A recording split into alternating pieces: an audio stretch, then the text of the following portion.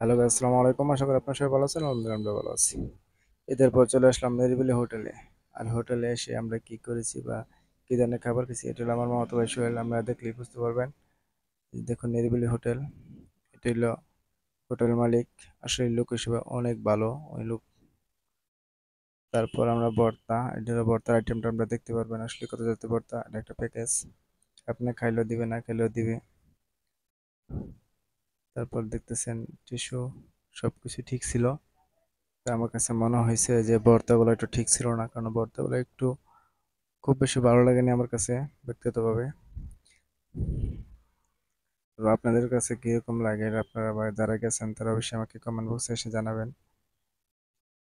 আপনারা দেখতেছেন আমরা কিছু ভাই ব্রাদার মিলে চলে গেছিলাম।